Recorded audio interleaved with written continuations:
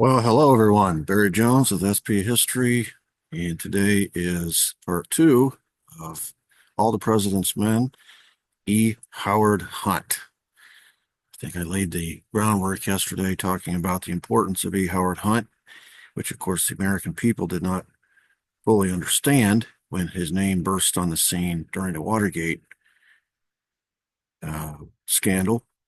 But Nixon fully appreciated the importance of E. Howard Hunt, and ostensibly, the Senate Watergate hearings, the House, and all the investigators thought that by listening to the tapes and hearing Nixon's paranoia about the American people learning the truth about E. Howard Hunt,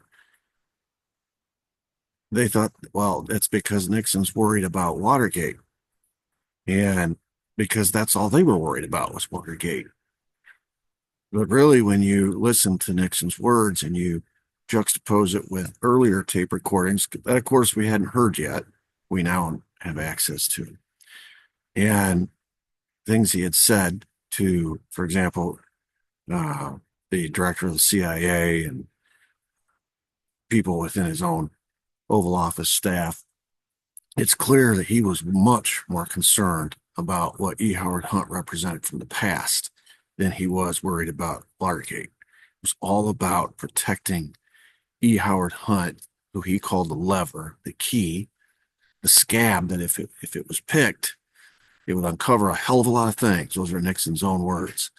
And of course, he was using all this as pressure points to try to apply to the CIA to go over and talk to the FBI and call in a favor, uh, using the agreement that the FBI and CIA had had for a long time, whereby if the CIA had a domestic operator that was being investigated by the FBI, if they could convince the FBI that this domestic operator was guilty of breaking the law just by operating domestically, was somehow involved in a national security operation, an ongoing national security operation, the FBI would drop the investigation. So Nixon's trying to play that card. He's trying to apply pressure to the CIA, um, and Richard Helms, and uh, remind him of all these past covert operations and how an investigation of E. Howard Hunt or an investigation of that check from that bank account down in Mexico City or any of this investigation going further was going to jeopardize a lot of covert operations the CIA had been involved in, that Nixon had been involved in, that they all had been involved in for over a decade. So that's where we left off yesterday. And today we're going to pick up. And what I've done is I've divided the sequencing into years because there's just too much material related to E. Howard Hunt, related to the backstory. Today we're going to be talking about a backstory so that it completes the picture when we get to 74 and E. Howard Hunt at the end. But for you to understand the importance of E. Howard Hunt, we've got to complete that picture of what he was in the past, the picture that Nixon was worried about. And there's just too much material to put it all in one or two episodes. So I've divided them. Today's episode is 1960 and 61, and then there'll be a second episode on 62, and then three different episodes for the year 63 before we go on and finish it. So a lot of information about this E. Howard Hunt and backstory surrounding E. Howard Hunt. All right. When I left off yesterday, we were just discussing the passage of the National Security Act, and I mentioned it in passing, but I want to reach back and talk about it because it created what we now know as the CIA and all the covert operations the CIA has been involved in since its passage. It was made possible by this act, by this law, which you can see here at the signing ceremony. Harry Truman is signing it. This is 1947. This is 2 years after World War II ends. So in the context of that time, obviously it's been made clear to the president, to the national security apparatus, that we need a counterbalance to the KGB. which is actively spying on us. We're in a Cold War with the Soviets. Why should we give them the advantage? They already have the advantage because they have a closed society and we have an open society. Easy to spy on us, hard to spy on them. So the OSS has been disbanded after World War II, so we don't have a CIA yet. And so this is the act to create the CIA and other spy agencies. You can see here the NSA, the NSC, which is the National Security Council, and of course the CIA. And according to the unclassified portion of the bill, the CIA's mandate is to collect and analyze intelligence and then report it to the president. That's their public mandate. So in the lead up to passage of the bill, the American people were told that this was not going to be a secret police force. They're not covert operators. These are folks that are merely gathering intelligence, analyzing it, putting it in a form that can be understood, and then reporting on a daily basis to the president. After all, the argument was the president should be fully aware of what's going on out there, what the Soviets are up to before he makes any policy decisions. All right, so none of that is controversial. The impetus behind this act, behind this bill, was in large part the result of this man's efforts. His name is William D. Pauly. This name, I wanted to introduce you to this name because it's going to come up again in 63 in a very prominent way. And I want you to know who this guy is. This is not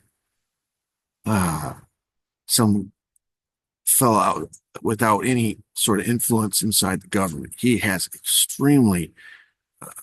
an extremely large footprint inside this national security apparatus that is taking shape after World War II. He was a war hero. During World War II, FDR, through an executive order, had authorized Pauly, who was a pilot, to organize the Flying Tigers. And this is an off-the-books sort of fighting group that was engaged in a covert war versus the Japanese. What this is covert operations, without saying so, during World War II. They're not technically part of the military. Okay, so they can do things that the military can't do. They can do things that would get people that are in the government in trouble. So he is doing a favor for FDR during World War II. And of course, after World War II, when we win, that's going to put him in good standing or good stead with the government after the war. With Harry Truman as the new president, he appoints William D. Pauly as U.S. ambassador to Peru and Brazil after the war. He had a very strong connection to CIA, the eventual CIA director, Allen Dulles, who, of course, came to fame during World War II as the OSS guy, Operation Sunrise, Operation Paperclip, and would become the first director of the new CIA. This guy is connected.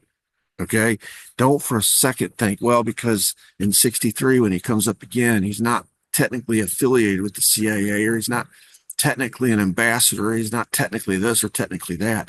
Don't think for a second this guy doesn't have the ear. If he picked up the phone and called the White House, they would pick up the phone once they realized who it was. This guy is connected. Okay, and in the aftermath of World War II, Pauly authored a famous report to the State Department called the Doolittle Report. He was one of the authors. He was one of the contributors to it. And it called for an OSS-like Cold War covert capability that would stand as a counterbalance to the Soviets and their covert capabilities, namely the KGB. In other words, he's calling for a CIA. Now, we just discussed the CIA as a result of, look at the date here. This is in 47. So this is right before the National Security Act is passed, which creates the CIA. Now, Pauly is not calling for a CIA to collect and analyze intelligence and report it to the president. That's not his experience. His experience is in covert ops. During World War II in Japan, the Flying Tigers did covert ops for the United States government. That's his experience. That's his expertise. And so he's calling for an OSS like Cold War covert capability. So we have not yet got to the part of the National Security Act that pertains to what William D. Pauly wanted. He didn't call for an agency to collect intelligence and report it to the president. He called for covert capabilities. Okay. So I think that's an important distinction to make because so far as we know, the only thing the National Security Act did was create an agency whose public charter was to collect intelligence, analyze it, report it to the president. So using that context, you'd have to say William D. Pauly failed in his efforts to have uh, a, a OSS like covert operations capability created after the war. If the story ended right there, you'd have to say William D. Pauly failed. But the story didn't end right there because there was a classified part of the bill. So what we saw, what the American people knew, and what most of the people who signed the bill who don't have top secret security clearances knew, was that this new CIA was simply a collection agency and a reporting to the president agency. But that's all they knew because that was the declassified part of the bill. The classified part of the bill created a super secret committee called the 5412 Committee. It was a subcommittee of the CIA. It would be chaired by whoever was vice president at the time. And that would be the thing that Pauly had called for. That would be the group or the agency responsible for covert ops and covert ops that would be up to and including assassinations, coup d'etats, rigging of elections, propaganda, death squads, psych warfare. You say, well, how do we know it? Was all that spelled out in the bill? No. But if you just go and look at the 50s and what the CIA was involved in, their covert ops, all of those things listed in that list, we now know the CIA was doing in Iran, in Guatemala, and places all around the world. And so the declassified part of the bill, the public part of the bill, did not create what Pauly wanted, but the classified part of the bill created this super secret 5412 committee, this subcommittee of the CIA, which did create what Pauly wanted. So we got to start there.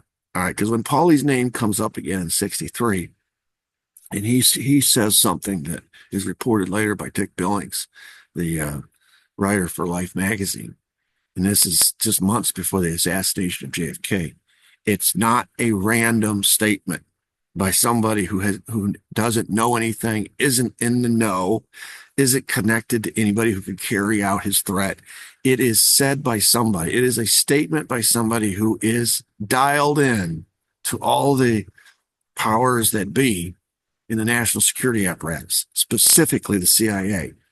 And when you consider the fact that his best friend was Allen Dulles, when you reference William Pauly's name, you might as well be referencing Allen Dulles' name. They're two heads of the same coin. Okay, just so everybody is clear as we begin this. So, according to the National Security Act, there's two parts to the CIA. There's the public part, which everybody knows. They collect intelligence, report to the president. And there's the private part, the secret part. And that's the part that's running around the world carrying out covert ops. Well, who was the vice president between 52 and 60? And I sort of give it away here, right? you see the picture on the slide. It was Vice President Richard Nixon. As such, he is in charge of the 5412 Committee, which again, nobody even knows exists. Okay. It's not like he ran for president or vice president and part of his campaign promise was, as your committee chair of the 5412 Committee, I will do X and Y. No one even knows this thing exists, which makes him sort of the secret Svengali of the world. He can, as long as he can make the argument that this is combating communism, the spread of communism, which was all the rage in this time. This is the era of the Red Scare. If he can make an argument that a covert op was necessary to stop the spread of communism, or to stem communist expansion. He can get anything he wants. They have an unlimited budget. It's all top, it's all classified. Nobody knows how much money or what it's being spent on. And uh, as long as the effort is to fight communism, this guy is in some ways more powerful than Eisenhower. Eisenhower's actions are all public, which means it's up for scrutiny and there's oversight. Nixon's running around as chair of this 5412 committee, literally creating his own wars, doing anything he wants. And all he has to do to justify it is saying it's necessary to fight communism. This 8-year period is pivotal to understanding Nixon's paranoia 14, 15 years later when the Oval Office tapes come out and after the Watergate scandal. This period of time is what he's talking about. He's not talking necessarily about Watergate or what's happened since he became president in 68. Because again, once you're president, everything you do is public. It's what he did in private between 52 and 60. That's where we want to sort of hover over and look. That's the reference point that we want to look at. That's what he's concerned about. What happened? What skeletons does Nixon have in his closet that he's afraid will come out between the years 52 and 60? What did he do that he's worried about? All right. Now you'd say, well, he has unlimited power and budget. He can do anything he wants. It's all classified. It's never going to come out. Why is he worried? Well, I don't think he's worried about what happened in Iran. In that comment he made in that October 71 meeting with Richard Helms, CIA director, he says, hey, we all know what the CIA, what we did in Iran. We all know what we did in Guatemala. We all know what we tried to do in Cuba. That would have worked, but Kennedy backed down. He said, I'm not worried about all that. It's the who shot John angle. So he gives it away. In 71, that conversation with Richard Helms, he gives it away. He says, I'm not worried about all the covert operations that we launched during 52 to 60 in Iran and Guatemala and Cuba. I'm not worried about any of that. I have cover for that. I'm worried about the who shot John part of it. And so the next question obviously would be, well, what connection does Nixon have to who shot John Kennedy? All right.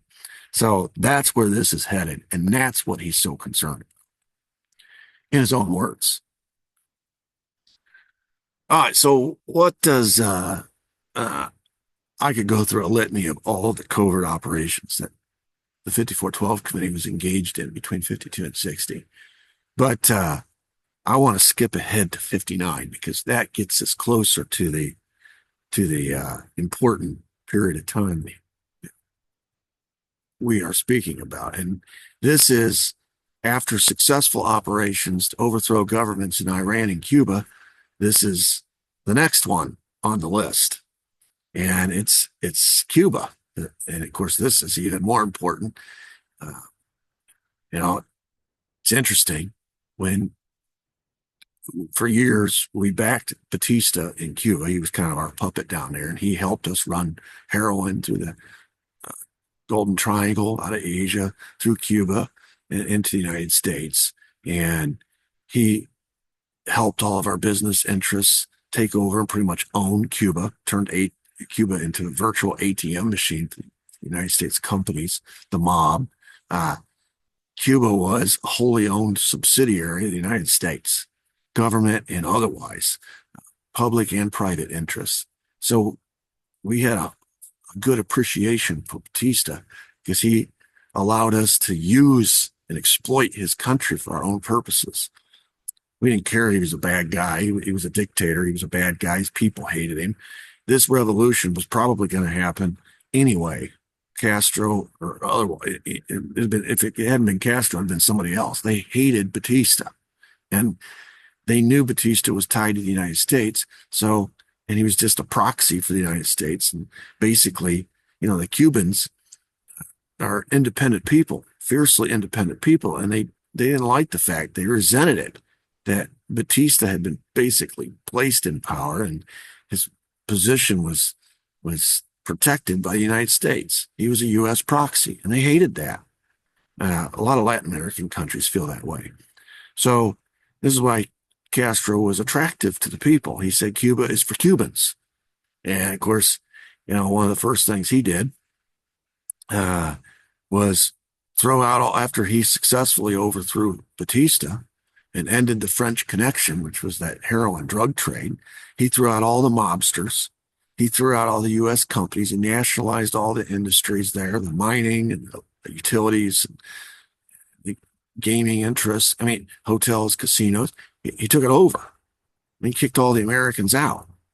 And right on the heels of that, Eisenhower sent Nixon to talk with Castro. And I think this was sort of a kind of like when your dad tells you the facts of life. I think Nixon was sent to give Castro the facts of life, only Castro wasn't buying it.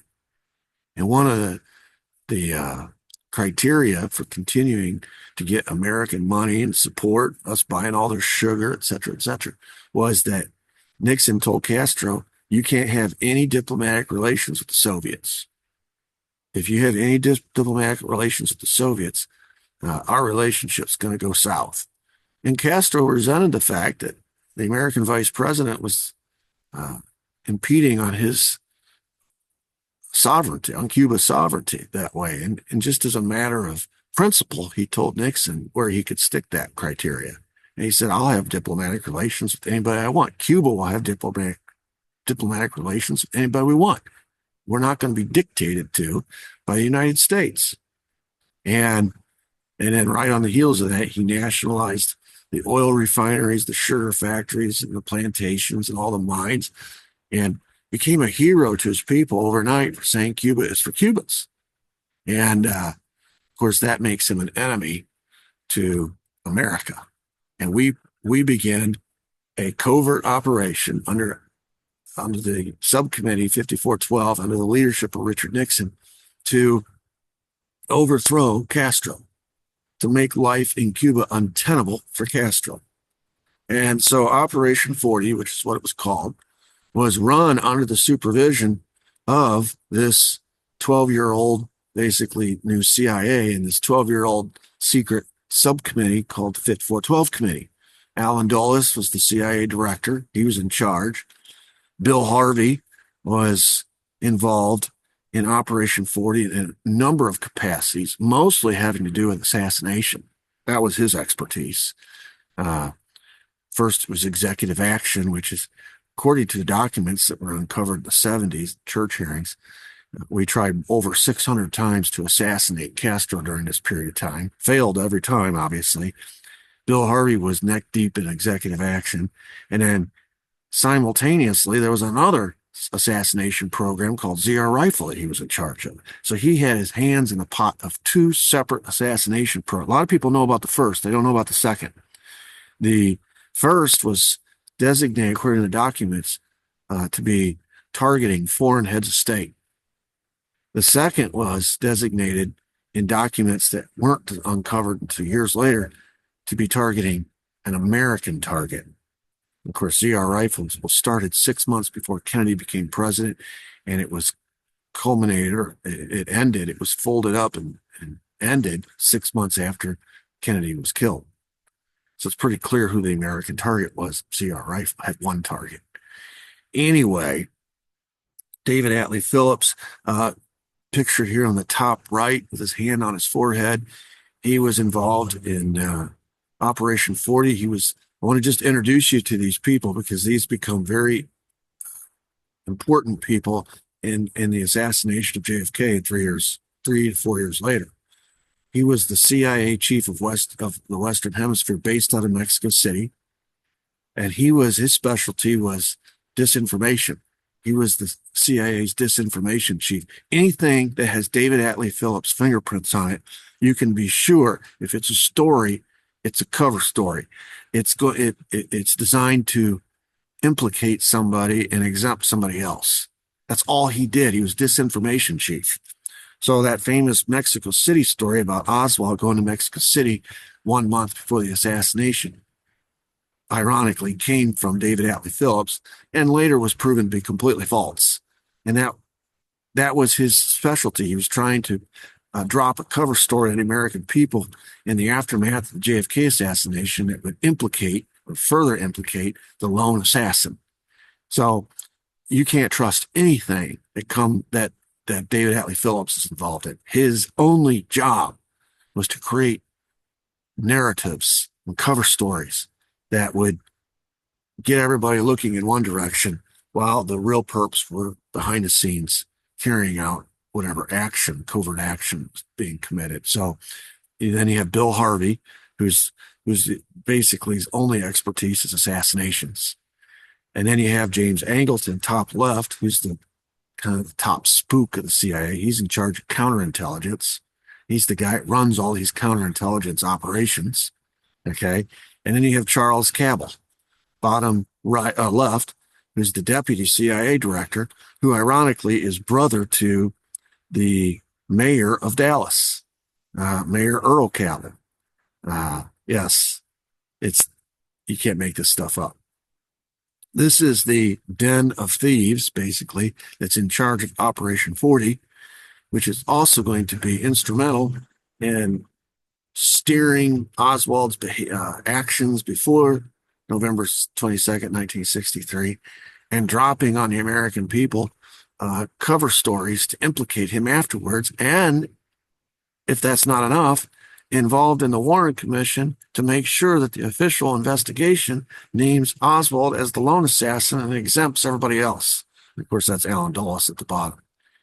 It's unbelievable. This cast of characters ends up running this operation against Castro, and later the operation in Dallas, and later the investigation into what happened in Dallas. It's the same people.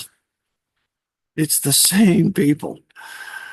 So I just wanted to introduce you to them. So what is Operation 40 logistically? Well, how did they put it together? This is a famous picture here. I'll explain the guy in the circle here in a minute, but these are some of the Operation 40 operators. And of course, since it's going to be an operation that takes place in Cuba, they need Cubans for the operation.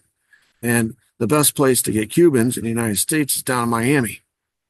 And of course, that means you're going to have to go to the Don down in Tampa and the Don of Florida, basically, Santos Traficante, and get permission to borrow his people, or maybe even use his people on loan, borrow them and have them work part-time for the government in this Operation 40 while maintaining their allegiance to Santos Traficante. In any respect, the CIA knew, these operators I just introduced you to knew that the only way that this was going to succeed was to use these Cubans who are now in America. They're exiles. They hate Castro. They fled here to get away from him. And they'd like nothing more than to overthrow Castro so they can go home. Cuba's their home. These folks are extremely motivated. And Santos Traficante is one of them. It's extremely, he had to leave Cuba. If you were a mafia boss in Cuba after Castro took over, he would arrest you. And there was a period of time where he had arrested Santos Traficante and he had to be rescued. There would be a negotiation to get him released from prison. Otherwise, he was going to be executed. So you've got a very motivated mafia boss who's lost his casinos and his hotels and a lot of his money-generating enterprise down in Cuba. He'd like nothing better than get rid of Castro and go back to life as normal down in Cuba, running all of his scams. And then you have all these exiles who are, if they step foot in Cuba, are wanted by the Castro government, probably be executed themselves. They want rid of Castro as well. And they happen to be Cuban. So as far as blending into Cuban society, it'd be easy. You can't send white people down there and expect them to blend into Cuban society, not successfully anyway. So these guys, the CIA goes to Santos Traficante, and they work on a deal where Santos Traficante will loan his best gunmen to the CIA for Operation 40. And they'll engage in covert operations like crop burnings, poisoning of the food supplies, sabotage, burn crops, blow up bridges, roads, highways, infrastructure, et cetera, et cetera. And the whole thing is try to turn the Cuban people against the Cuban government, i.e. Castro, and they'll revolt themselves against Castro and overthrow him and kill him and take care of the problem for us. That's the whole point of Operation 40. The guy in the circle there, you can see he's covering his face with his suit jacket. His name is Tosh Plumley. His name's going to come up again. And he is connected over and over and over again to Operation 40, later Operation Mongoose, and later, November 22, 1963, he has a special skill. He's a pilot. His job is to fly all these people around. So I just wanted to note his name, who he is. This is all happening in the year 1960.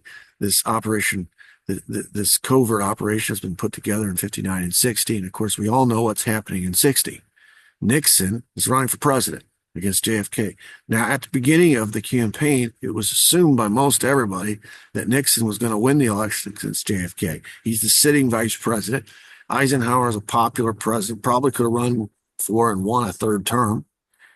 So the country's doing well. Economically, it's doing well. There's no scandals that we know of. And so Nixon is presumed to be Eisenhower's third term, basically. He's going to win. JFK is young. He's a Catholic. We've never voted for a Catholic. He's got family history that's acting as baggage. He doesn't have some people in the South, though they're Democrats, he's a Democrat, don't like that he's a liberal from Massachusetts, Northeastern liberal. There's just some things working against Kennedy that most people assume early on in the campaign that Nixon was the favorite. And so in June of 60, he becomes the presumptive nominee for the Republican Party. Nelson Rockefeller finally withdrew after the Michigan primary. And so Nixon is now the nominee. And as I said, assume that he would be the stronger of the two candidates. He would be our next president. Immediately after, now remember, where are we learning all this? Where are we getting all this backstory from? Subsequent, we've learned it through documents. And the story has been corroborated from various people in various capacities who knew some of the goings on, it was going on behind the scene. But initially, the story is coming from Santos Trafficante. I told you that story yesterday, how Santos is telling the law firm, the F. Lee Bailey law firm, the backstory to why it ended up in 72 when there was a Watergate burglary. 4 of his Cubans ended up arrested that night, involved in a Watergate break-in. And the law firm, F. Lee Bailey, had hired a guy named Daniel Sheehan to handle specifically James McCord's case. And James McCord was one of the burglars. And in preparation for the case, they needed to know why all these Cubans were present in this plumber outfit coming out of the White House, being directed by the White House. And so F. Lee Bailey had another client. His name was Santos Trafficante. No one knows more about the goings on of all these Cubans coming out of Miami than Santos Trafficante. So the F. Lee Bailey law firm contacts F. Lee Bailey, Santos, and says, we need to have a sit down. And so they sit down and they go through all this. This is in the 70s. This is in 72 when they're prepping for the legal proceedings, that Santos is telling them this history. He's not just saying, well, the reason those 4 Cubans were there is because, the White House called and asked and I gave them to. No, there is a long history, a buildup, a preparation period where they had been working together for over a decade. So it wasn't a big mystery, or it wasn't a big surprise, or it wasn't out of the ordinary. I think that's probably a better way to characterize it, for these Cubans to be involved in these covert operations. Because from 59 on, the Cubans, when the CIA came and talked to Santos Trafficante about Operation 40, they had been working together. So this has been ongoing since 59. And he's explaining to his lawyers the backstory so that they'll understand the context of it and why these Cubans, this isn't the first time, this wasn't the second time, this wasn't the third time, this they've been working together with the CIA. And remember, the night of the Watergate burglary, when they had to talk to the judge and tell him who their employer was, all 5 of the burglars said they worked for the CIA, and 4 of them were Cubans. And then when they arrested E. Howard Hunt and G. Gordon Liddy, E. Howard Hunt, everybody knew worked for the CIA. And of course, James McCord was security specialist for the committee to reelect the president. G. Gordon Liddy was worked for committee to reelect the president. He was a lawyer. And E. Howard Hunt worked for the White House. So immediately you have all these connections to the White House, the committee to reelect the president, the CIA, and these Cubans. It's all big one inbred family. And so Santos Trafficante is explaining this history to his lawyers. And then as time goes on, we get back to Watergate, and more comes out as a result of testimony from all these people that start getting hauled in front of committees and judges, etc. It starts corroborating parts of Santos Traficante's stories. And then in the decades later, when we start getting access to documents for the first time, it corroborates more of this, and especially during the 75 church hearings, when we find out, my goodness, Santos was telling the truth, So I'm sort of reaching back here in time and telling you what Santos is telling the lawyers. So he's just become the nominee for the Republican Party, and Nixon, who's frustrated because Operation 40 is not working quickly enough and wants an ace in the hole, sort of a leveraged instrument that he can use to win the election, picks up a super secret secure phone that the 5412 committee uses. And of course, at this time, he's still VP, so he's still the committee chairman. So he calls a buddy of his. The relationship, I've done a completely separate series on the relationship between Howard Hughes and Richard Nixon. I don't have time to go into that now. It goes back a long time. And this guy is another one of these off the books guys that's super connected. He's kind of like another William Pauly, He's a billionaire inventor. He's kind of like the Elon Musk of his day. Pilot, Hollywood studio owner, producer. He dabbled in everything. He's fabulously wealthy. And because he was always tinkering and experimenting and inventing things, he became a contributor to the National Security Council. This plane on the bottom here, this movie out about Hughes inventing the Spruce Goose. This was a plane that later became the prototype for the C-5A cargo plane, which is still in use today. It was so big, it was built out of balsa wood, the initial one. No pilot wanted to test drive that thing. Howard Hughes had to do it. And he also built a corporation called Summa Corporation, which was one of these government contractors that worked for the military, built submarine retrieval vehicles that could go down to the ocean floor and retrieve Soviet subs that had been lost at sea, bring them back so we could steal the technology from that sub. He did research and development work for the National Security Council. This was all off the books. He wasn't a government employee. He was a private citizen, but he worked with the National Security Council hand in hand. And as such, he had a close relationship with the 5412 committee because, of course, they were all basically working, for the same, they all had the same boss, so to speak. It was Richard Nixon. And because of that, and also because of his fabulous wealth, and every politician likes rich people for obvious reasons, he and Nixon had a very close relationship. It was secret, wasn't necessarily known by a lot of people, sort of clandestine, but they had a very close working and personal relationship. As evidence of that, Nixon had gone to Hughes once earlier and asked for a loan to bail out his brother. His brother had started a hamburger chain called the Nixon Burger out in, I think it was California, I'm not positive, and it was failing. And he was in Dutch with his creditors and needed an emergency loan. And Howard Hughes gave him $250,000. It's in the 60s. That's a lot of money. Anyway, these two had a relationship where, again, if Howard Hughes picked up the phone and called the White House or called Nixon, Nixon would take the call, and vice versa. And interestingly, and I'll just throw this out there and it'll come up again later, the Howard Hughes as anybody would in his position, had a full-time lobbyist whose only job was to represent Howard Hughes' interest in Washington. And his name was Lawrence O'Brien. We know him better by Larry O'Brien. And he had been the lobbyist for Howard Hughes for decades. And that name, remember that name, it's going to come up again, Larry O'Brien. I'm not going to get into it too much yet because it would confuse you. But just so you know, Larry O'Brien worked for Howard Hughes for several decades. And of course, Nixon, in his contacts, since he was based in Washington, most of the time when he contacted Howard Hughes, he went through Larry O'Brien. He would call Larry in Washington, say, I need to talk to your boss.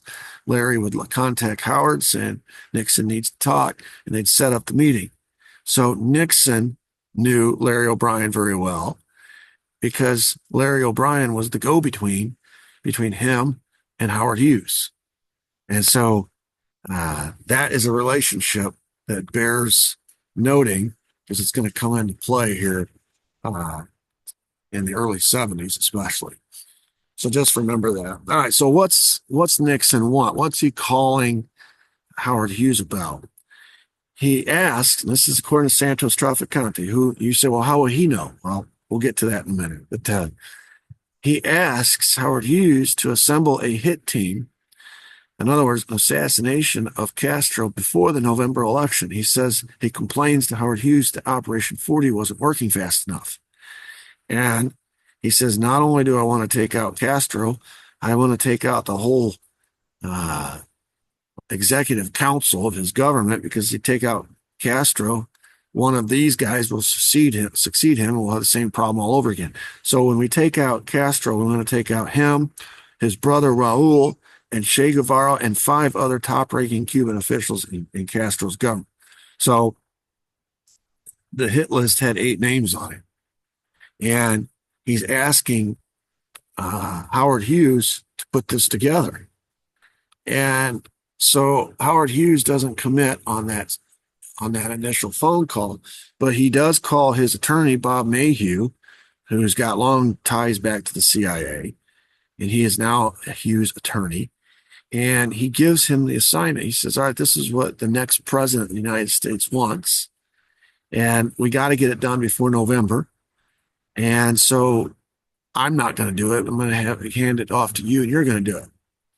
So Mayhew goes to Johnny Rosselli, and who is the mob, sort of the liaison between the mob and the CIA, and he's also the bag man for Sam Giancana. Sam Giancana is the crime boss in Chicago. And of course, all these crime bosses are focusing on Las Vegas now because they've lost Cuba. So they're building their hotels and casinos in Las Vegas now. So Johnny Rosselli watches all the goings on there for his boss, Sam Giancana, back in Chicago. So he's out there. So Bob Mayhew goes to Johnny Rosselli and he says, here's what my boss has assigned me to do. We need to put together a hit squad for Castro and his top guys. And you guys have as much motive as we do, or Nixon does, to want Castro dead. Just think of all the positive outcomes. If we could get Castro and his henchmen dead, then you guys can go back into Cuba and reestablish all your hotels and casinos. The CIA would like to engage in the heroin trafficking, which from the Golden Triangle, the French connection that was running through Cuba. Everybody wants Castro dead, mainly for economic purposes. And so they have intersecting objectives. They have a common enemy here. Well, Rosselli says, well, I can't. They have actually several meetings. They have a first meeting at Las Vegas. They have a second meeting in LA at the Brown Derby. And at that second meeting, Rosselli agrees to go to his boss with this plan. So he goes back to Chicago. He flies back to Chicago, and Rosselli meets Sam Giancana. And see what's happening here. The plan is metastasizing here. It's spreading, right? It started with a phone call from Nixon to Howard Hughes. Now, Howard Hughes hands it to Mayhew. Mayhew goes to Rosselli. Rosselli and Mayhew have a couple meetings. Then he goes to Sam Giancana in Chicago. Sam Giancana agrees this would be mutually beneficial, but it would require the permission of Santos Trafficante because Santos Trafficante is technically still the mafia don of Cuba. That's his territory. And as you know, anything about the mob, you don't step on other mob bosses' territory. Now, if you don't want a mob war. So the decision is made at the Chicago meeting that they need to take all this down to Florida, meet with Santos, run it by him. Chances are it's going to be his people that get recruited into this anyway, because they need Cubans for this operation. So for two reasons, they got to get Santos involved in this. They got to get his permission and they got to get his people. So a month later, they go down in July of 60 and they meet famously in a couple meetings. Actually, it was 3 meetings total in the Fontainebleau Hotel down in Miami. And at the first meeting, it's Johnny Rosselli. It's Bob Mayhew, the attorney for Hughes. Rosselli is the bag man for Giancana, the liaison between the CIA and the mob. And Giancana's there, the Chicago boss. And Trafficante, obviously, is invited. They meet at the Fontainebleau Hotel. And Trafficante hears the plan and smartly says, well, okay, I'm good for it because I agree this would be good for us too. I'd like to get back into Cuba, but I'm not going to get left high and dry here because it appears that since this is in my territory, if the operation goes bad and you're using my people, I'm going to be the one sold down the river here. I'm the one that's going to take the fall if this operation goes bad or gets exposed in any way. So I want assurances that Nixon, and remember now, everyone's assuming Nixon's going to be the future president. So he wants the assurance that the future president is behind this plan. And it's not just some wild-eyed idea by Rosselli and Mayhew and Giancana and folks in his world. So they arrange a second meeting. And at this second meeting, pictured here at the bottom, the CIA's chief of security, which is, his name is Sheffield Edwards. He goes by a moniker. He calls himself Mr. Ed. He flies into Miami, and he is Nixon's representative. Remember now, Santos said, unless I find out that Nixon is behind this, I am not going to support this. So Edwards comes to this next meeting to reassure Sam Giancana that this is indeed a Nixon plan. You can see this pretty famous picture here. Sheffield Edwards is the man on the left, leaning in. Johnny Rosselli is the man in the middle, and Bob Mayhew is the man on the right.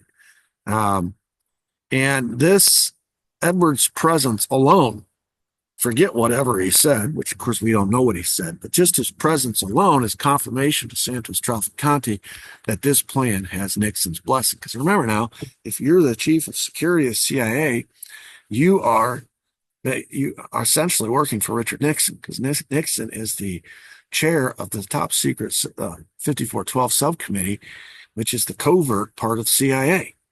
And so Edwards is Nixon's guy. So he comes down to this meeting. So now Santos agrees, and the next step is to recruit some of his people into this assassination team. And it's nicknamed the S-Force. If you really want to get a lot of information about this S-Force, Daniel Sheehan, the guy that Santos is telling the story to, is still alive. He's a Harvard grad. He's been a famous civil rights attorney. He teaches this stuff at an institute, and he's on YouTube. You can look him up, Daniel Sheehan, and he'll tell you the whole story of the S-Force. It's pretty amazing. And of course, you're hearing it straight from him, who heard it straight from Santos. So they call it the S-Force because it's named after Santos. Now, here's where Trafficante, again, is smart. He's already shown his intellect, his cunning, when he said, I'm not going to approve anything until I hear that I am assured that this is coming from Nixon. The second act of cunning by Santos Trafficante is he says, I'm not going to recruit separate gunmen from my family into this assassination team. I'm just going to re-recruit those gunmen that I loaned to Operation 40, which Nixon's frustrated with. It's not working fast enough. I'm going to re-recruit those guys back into this assassination team. what they're going to call the triangular fire team. And the reason he makes this call is because these guys have been paid by the CIA for the past couple of years as Operation 40 operators. And as such, since they have connections to the CIA, if something goes bad, he knows the CIA will move heaven and earth to protect the identities of these guys because, yes, they're Santos guys, but if anyone looks closely, they're going to find out that they've been working for Operation 40, which is the CIA, which is the government, for the last couple of years. They've been paid and trained by the CIA, by the government. So if he goes and recruits his own people, they're his guys, and he can be hung out to dry. But if he recruits these guys that have been on loan to the CIA, these are shared assets, and the CIA knows that they have to be protected. Their identities have to be protected. This was a smart move on Santos Trafficante's part. I think he has had enough experience with the government at this point to know that you always have to cover yourself.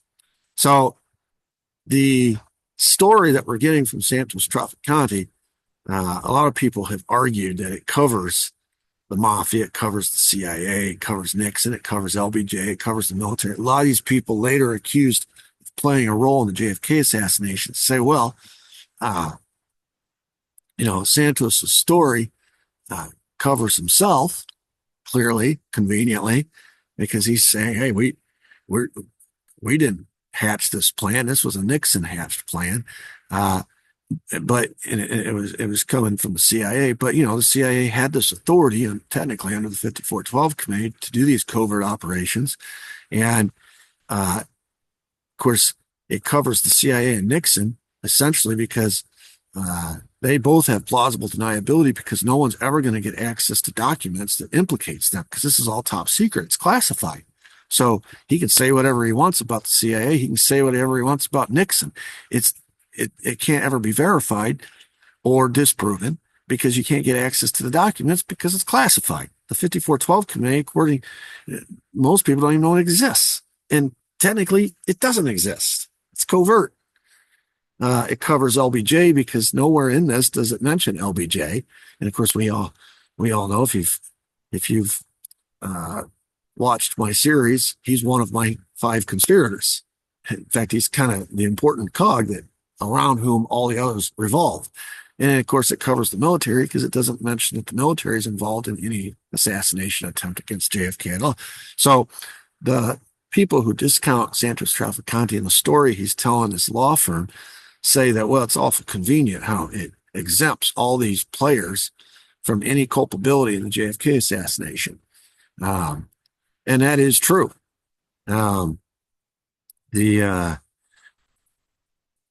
There's no question that this is a very handy story for Santos and all these other conspirators, which in my book actually lends more credence to it. It actually gives more credibility to it because I feel like when you think you're covering yourself or when you're exempt from any sort of liability, you're more willing to tell the truth. And of course, he's telling this to his lawyers whom he thinks he does have attorney-client privilege. So he's telling them he has no reason to lie to them. He can't ever be told. No one can say what he's saying, at least not while he's alive. This has also become, we know, as a limited hangout position. Limited hangout is when the CIA or whomever, the government mainly, dribbles out elements of truth that is sort of incriminating to them. It's not the whole truth, right? It's not the entire story, but new evidence emerges constantly that they have to keep up with in order to stay credible, to stay ahead of the narrative. And so they'll dribble out truth a little bit here and a little bit there. And you look back 50 years later and you finally kind of gotten close to the truth. You don't know the whole truth, but you got close to it. And they've had to admit certain things because evidence has emerged, documents have emerged, testimonies emerged, whatever. And it's forced them to move off their original story. And the limited hangout position as well. The CIA wasn't technically involved as an agency, but there were rogue elements within the agency that were involved in this assassination of JFK which is where all this is leading, by the way. But it wasn't the agency itself. You can still have faith in the institution itself. It was these rogue elements, these rogue operators. And ultimately, they didn't pull the trigger. It's the Cubans. Uh, and the Cubans are always the bottom of the food chain when it comes to these covert operations. You have the CIA, which makes you have the national security apparatus, which uses the CIA and this 5412 committee, that cover and the classified uh, uh, the classified designations, so no one can ever get documents or information about it. No one can even know it exists. That's their cover. So you have the national security apparatus, which uses the CIA and the 5412 committee to carry out their little plans. And of course, the CIA uses the mob or uses the Cubans to do the dirty work. So the Cubans are always at the bottom of the food chain, or the mob's at the bottom of the food chain. Sometimes it's the mob and the Cubans that are one and the same, right? Santos Traficante's mob is all Cuban. Sam Giancana's isn't, Carlos Marcello's isn't, but Santos Traficante's it, and that's who they're using. So whenever you hear people say, well, the mob did it or the Cubans did it, just understand it was the CIA who did it, because the mob and the Cubans worked for the CIA. Okay. But that's how they give themselves plausible deniability. They use other people to do the dirty work for them. Anyway, these are the names Santos Traficante gave the F. Lee Bailey law firm that he recruited on behalf of the 5412 committee, on behalf of Richard Nixon, into this S-Force. He gives them the names. And you see Rafael Chichi Quintero, Felix Rodriguez. You see Rolando Martinez, Raul Jorge Rafael Velarde, Eladio Felipe Del Val.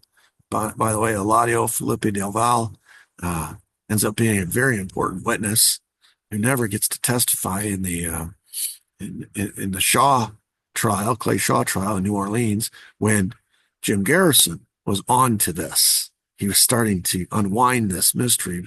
Unfortunately, Eladio Del Val died before he could testify.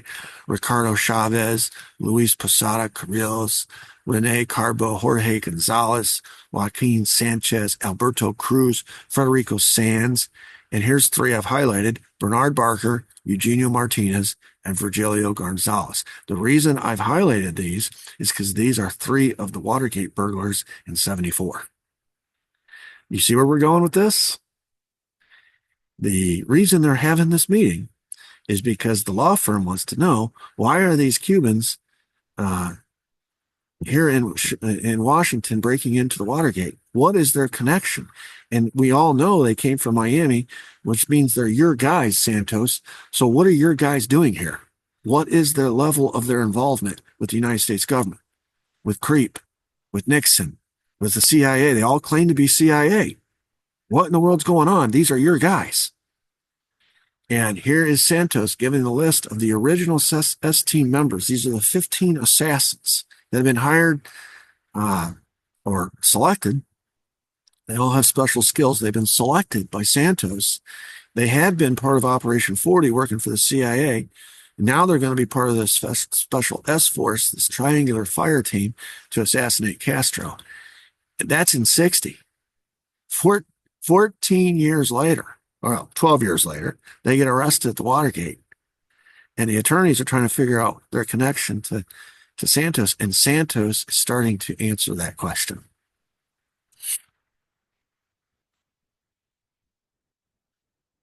All right, what happens next? According to Santos Traficante, there were five, and of course this is documented, we know this, there were five Operation 40 training bases where these S-Force, these Cubans, these Santos guys, not just the 15, but all the others that were operating with the CIA in Operation 40, they had been divided up into these five training bases.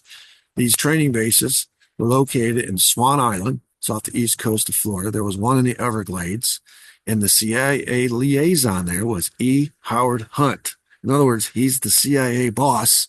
And all of these training locations are off the books, and it's all these Santos guys, right? But they all have a CIA guy there who's in charge. The Everglades boss was E. Howard Hunt. Here we are back to E. Howard Hunt. This is why I say Nixon is so paranoid about E. Howard Hunt, because E. Howard Hunt goes back a long ways. This is 1960 when 59, he's been involved with Operation 40 since it started in 59. All right. And now he's going to be reassigned to another job with this new S Force. He's going to be the liaison in charge of the Everglades base. With what they do is they divide these 15 guys into groups of 3, and they put 3 of them at one of these Operation 40 training bases at Swan Island. They put 3 at the Everglades under the command and control of E. Howard Hunt. They put 3 at No Name Key under the control of Frank Sturgis, which, if you look ahead to 72, he's another Watergate burglar. Okay. And then they have 2 bases at Lake Pontchartrain, one on the north, one on the south. And the one on the north has all these interesting connections. Oswald went there several times. There's witness testimony that he was there. He helped train some of these Operation 40 operators. David Ferry was there often, running weapons back and forth. Guy Bannister. These are all New Orleans people. Clay Shaw, David Atlee Phillips, the disinformation guy out of Mexico City. He's the CIA guy. These guys are all thick as thieves with Lake Pontchartrain base at the north end of the lake, and then there's the south end as well. So you have these 5 bases. You take these 15 S Force members, you put 3 here, 3 there, at these 5 bases, and E. Howard Hunt's one of them. He's in charge. Frank Sturgis is another one. He's in charge of No Name Key. You start to see the connections here, because these names that Santos Traficante has given us, going back to 1960 when they put the S Force together, many of them, most of them, are the same names that end up on the front pages in 1972 after the Watergate burglary. You look at and I've pictured them here, clockwise from top left. There's E. Howard Hunt in 1960. He's arrested in the Watergate burglary. He's the lookout across the street to Howard Johnson. Remember, it was his name that was in the address book. It was found in Bernard Barker's pocket, right? James McCord, the guy in the top middle, the mug shot there, he is the reason I have an asterisk next to him is because he's the lone burglar that's not Cuban. Remember, 5 of them were arrested, burglars. 2 of them were arrested as lookouts, 7 total. Of the burglars, the 5, 4 of them were Cubans. The non-Cuban was James McCord. Turns out James McCord is CIA by his own admission to the judge. Turns out James McCord is also the one that Daniel Sheehan and the F. Lee Bailey law firm is representing. That is the reason they're so close to this case. And that's the reason they're trying to find out about these 4 Cubans. Why was James McCord with these 4 Cubans? Why are they all claiming to be CIA? Why are they all, in some manner, shape, form, working for the White House or committed to reelect the president? What on earth is going on? Then you have G. Gordon Liddy, is top right. He's the only one I have an asterisk next to him. He's one of the lookouts. He was with E. Howard Hunt. He's ex-FBI, but he's not CIA, and he's not creep. I mean, he is creep. He's one of the lawyers for creep, but he's not Cuban. So, and he's not, as such, since he has no background with the CIA, he's the one of the 7 who doesn't have any background with all these covert operations that go back to the late 50s. All the others do, but not G. Gordon Liddy. Then you have Bernard Barker, and you have Eugenio Martinez, and you have Virgilio Gonzalez, which is the bottom middle. Bernard Barker is right under G. Gordon Liddy. Eugenio Martinez bottom right.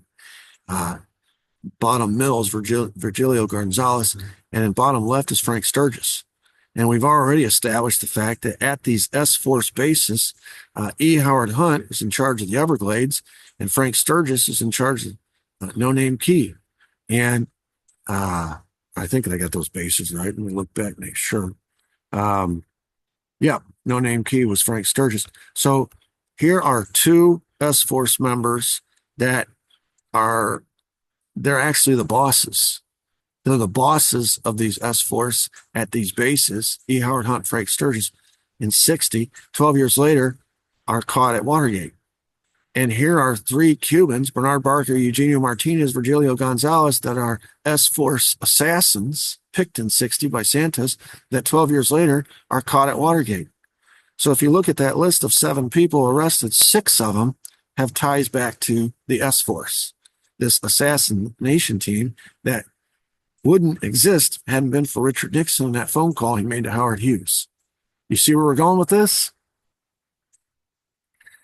Pretty fascinating stuff here. According to Santos, going back to this pilot, now I showed you a picture of him. He was covering his face in that picture of all the S-Force or all the Operation 40 members. His name is Tosh Plumley.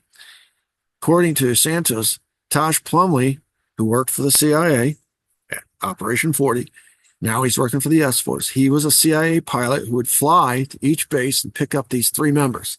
So you go down to No Name Key and Everglades and the 2 on Lake Pontchartrain and all these different places. He'd pick up 3 here, 3 there until he had all 15. He would fly them to Fort Wakaka, Arizona, where there's an army and a military intelligence base. They would deplane, and they would go into a building and sign in as government employees, all 15 of these assassins. And at that point, they would just disappear. And they'd go back onto that plane, and Tosh Plumley would fly them across the border into Oaxaca, Mexico, and down to a home or an estate owned by Clint Murchison. This is down further south of the border. Now, this should resonate. If you watched the first episode, you know that Nixon was extremely paranoid about the investigation into E. Howard Hunt, because it would lead to this revelation about all these very sensitive covert projects that were further south of the border in Mexico. This is what he's talking about. Okay? They're flying him down to this home, Clint Murchison's home, where they would be, this is a training. This is where they'd be trained in the triangular fire. And their trainers were CIA guys. Carl Jenkins, William Rip Robertson. These are fully vested CIA officers. I always get a kick out of Daniel Sheehan when he describes these two. He says, a lot of these guys are covered, right? They're half CIA working for Operation 40, half Santos Trafficante mob guys. So plausible deniability. Oh, they're mob guys. They're Cubans, right?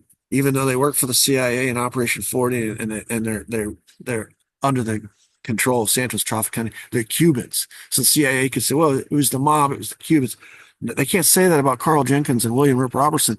These are fully vested CIA employees with full retirement benefits and full dental. That's how Daniel Sheehan describes these guys. That's who would meet. And you can see Carl Jenkins is pictured here far left, William Rip Robertson in the middle here, kind of hiding behind some people. These are the CIA officers who trained the S-Force, and they were trained in we had tried 600 some odd times by this point to assassinate Castro. We couldn't get close to him. The poison pills, every time we tried a poison pill, something happened. He had spies. He knew it was coming. The poison pill dissolved in somebody's face cream. We gave him poison suits to swim in, the wetsuits. We tried everything. We couldn't get close to the guy. So they've recalibrated to say, okay, now we're going to have to hit him from distance. Probably a moving target, because he's got all these doppelgangers to help with his protection. He's got this huge security force. He's got spies. We're going to have to hit him from distance, probably a moving target. So that's why they called this S-Force the Triangular Fire Team. They were training.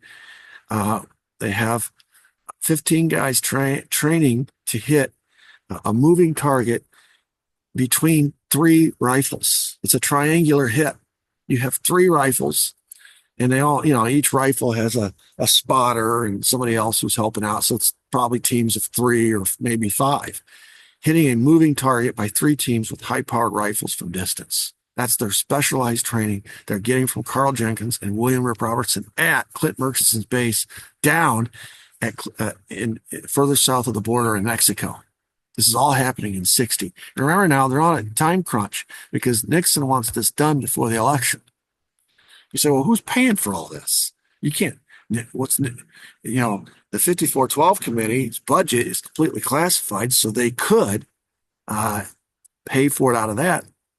But Nixon says, no, this has to, it's interesting. Nixon could have done this with the 5412 committee, and no one would be the wiser because everything was classified. But he felt the need when he put this ball in motion. He felt the need to go to a private citizen so that it was completely off the books. Operation 40 was ongoing. That was what 5412 committee was handling as a committee, as a group. Nixon's doing this on his own. This is personal. And this is to help him win the election. This is for political purposes, right? And he wants all the credit for it. So he went to a private citizen. He went to Howard Hughes, who went to a series of private citizens, Bob Mayhew, Johnny Rosselli, Sam Giancana, Santos Trafficante, and the only involvement of the CIA officially was when Mr. Sheffield Edwards went down there to represent Nixon and get Santos to go along with it. And then Santos recruited his people. Now, technically, they were CIA's people too, but they were first and foremost his people. So the financing has to be private too. Everything else is off the books, so the financing has to be off the books. And so what they agree to do, Sam Giancana, is to take the skim off his two hotels in Las Vegas, the Sands and the Desert, put this cash into suitcases and into the trunks of brand new Cadillacs, and they would drive these Cadillacs from Las Vegas to New Orleans. And at New Orleans, Carlos Marcello, the crime boss down there, would audit the money and count it and determine how much was there, put it back in the suitcases, back in the Cadillacs, and off it would go to Miami. And in Miami, it would go straight to Meyer Lansky's bank, the Miami National Bank. Of course, he is the mob accountant. He's that brilliant Jewish guy, could never be a crime boss, but he was brilliant with numbers. And this money would be deposited in the Miami National Bank, at which point Meyer Lansky, who had, was very instrumental in helping develop the whole crime syndicate in the United States, where they have the 5 families in New York and all the families spread out. Everybody has their own territories. That's what we call organized crime, not disorganized, but it was all organized, almost like a multinational corporation of some sort. He would then wire the money to the International Credit Bank in Geneva, Switzerland, which he also owned, at which point it would be laundered and then wired a third time to the Banco Internacional in Mexico City into an account owned by attorney Manuel Aguirre. This should ring a bell. If you saw last episode, you remember the check they found in Bernard Barker's pocket went to a bank, Banco Internacional in Mexico City. And when they checked, it was owned by an attorney named Manuel Aguirre. It's the same account. So this mob money gets laundered to these banks, ends up in the Banco Internacional, and then from there, it's paid out by this attorney, Manuel Aguirre, to the S-Force for the assassins and also for all the logistical support. In other words, Carl Jenkins was getting paid out of this account. William Rip Robertson was getting paid out of this account. I would imagine Clint Murchison, since he's letting them use his estate, probably getting paid out of this account as well. Everybody's getting paid out of this account. This is in 60. Okay. And according to Santos Trafficante, this arrangement continued. This S-Force it didn't accomplish its mission, obviously. We know it didn't assassinate Castro before the election, which means you'd think, well, it'd be disbanded. Its purpose was no longer needed. No, it continued all the way through 63. That's an important distinction. It was started in 60 to assassinate Castro. It didn't accomplish that mission. So why else would it exist? For what purposes? To what ends? But it did continue to exist, and this payment schedule is proof of it. And Santos said it existed through the end of 63. Interesting.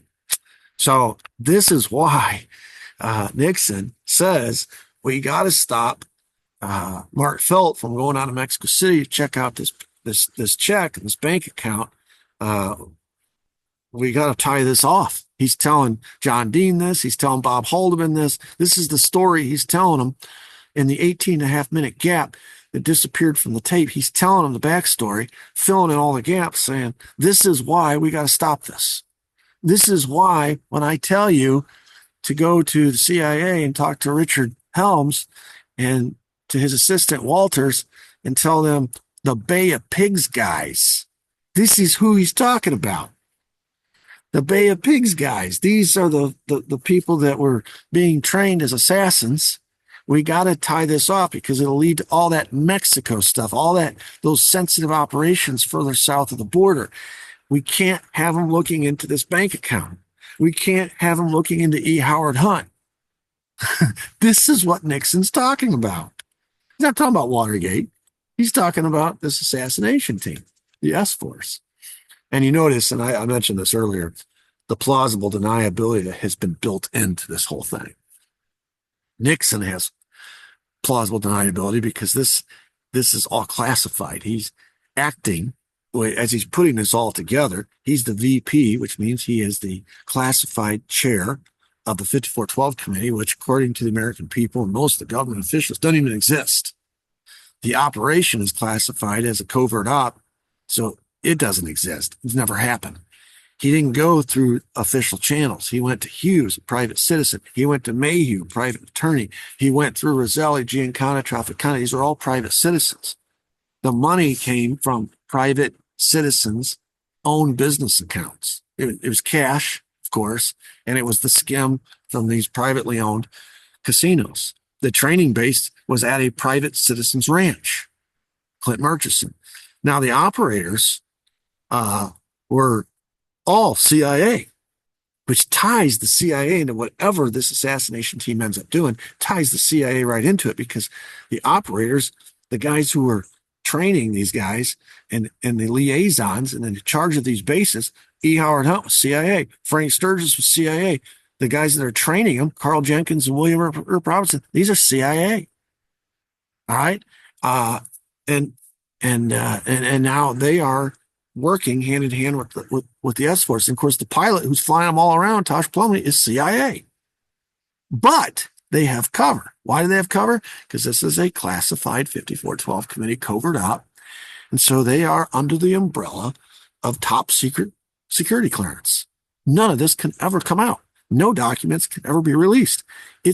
Everyone's covered. Everyone is completely covered. And yet we get to 72 and Watergate happens and Nixon is paranoid beyond belief that someone's going to find out who this E. Howard Hunt is, what the source of all this money that's being paid out to the burglars, the cash that ends up in their pocket, the check that ends up in the pocket comes from this bank account. If you look into this bank account, it goes back to 60, paying for what? Paying for an assassination team that who put together? Richard Nixon. That lasted until when? 1963. So this is how Santos Trafficante says the whole thing was put together. The actual training, as far as the timeline is concerned, begins in August of 60.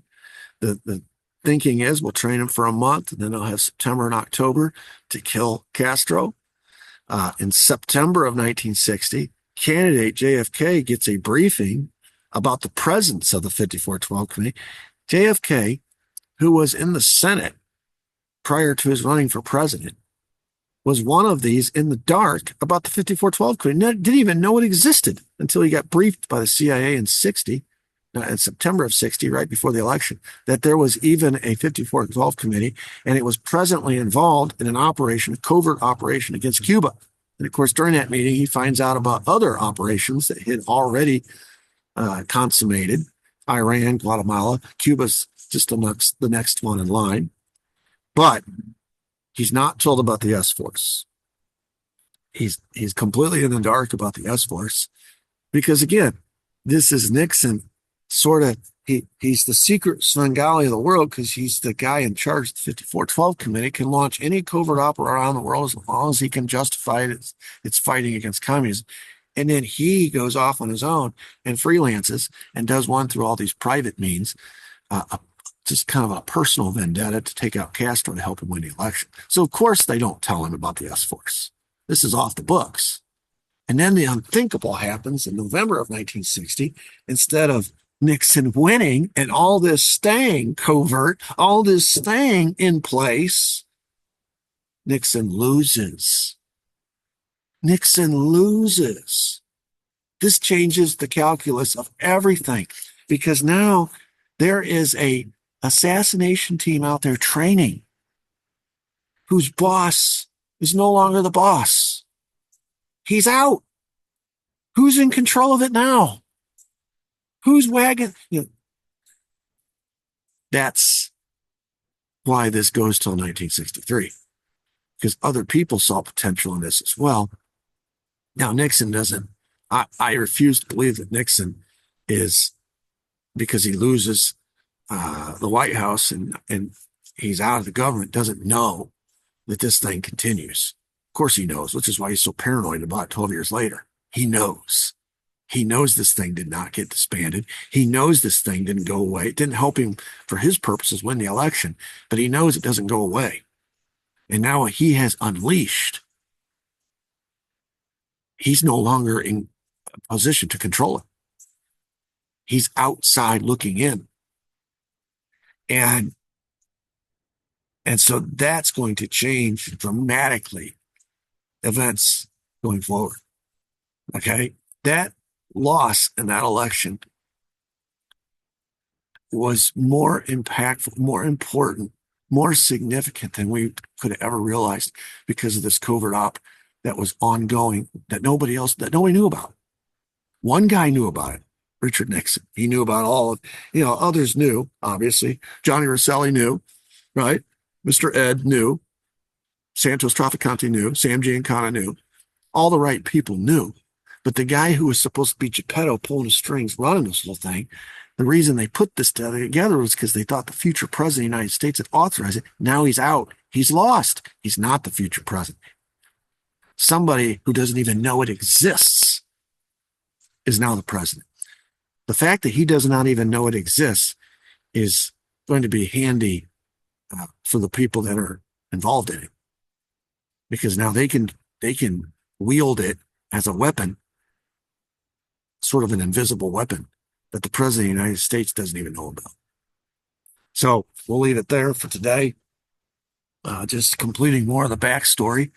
Hopefully today answered some questions as to why Nixon was so paranoid about E. Howard Hunt, so paranoid about that check. This story today had to be told to help complete that circle.